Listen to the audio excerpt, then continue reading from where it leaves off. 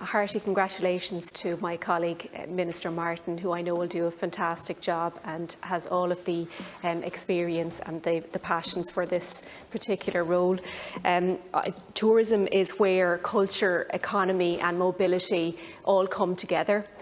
Hopefully not to collide, but hopefully to enhance each other. And so I'd take all of those in turn and say, in relation to, I suppose, economy, and my own constituency of Galway West is a good example, so I'm going to use that today because we are completely reliant on tourism. Speaking to the Galway Chamber, the expected occupancy rate for hotels in Galway is between 11 and 14% for the off-season. So I think a lot of the measures that are outlined today in the stay and spend, in the employment wage support scheme, in the restart grant, they are really, really welcome. And I think that I would love to hear that you are open-minded to see how that's working and to also look at tax and VAT as time progresses.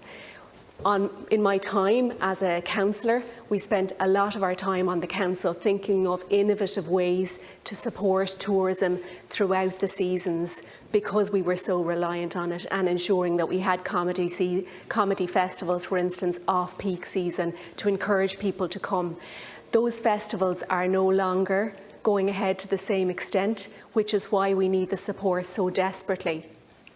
I'd also like to, I suppose, take the opportunity to talk about ecotourism. When we look at our programme for government and our commitments around greenways, our commitments around fast rail, as was mentioned earlier on today, all of these things will really enhance the sector. And I think it's not just about investing in the sector in the way that it was before COVID, but it's also finding new opportunities.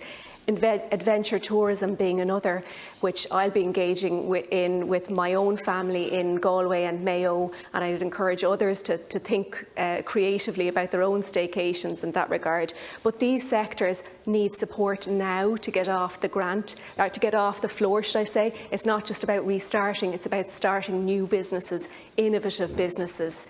Now is the time to look at completion of the Connemara Greenway, to look at the Urban Greenway, to look at the Salt Hill Barna Greenway.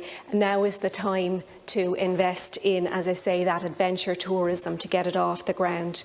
I'm delighted to see that the islands are open now. They're open for business, and we need further support now. They've lost a lot of business through that delay in their economy because they were open that much later than other parts of Ireland.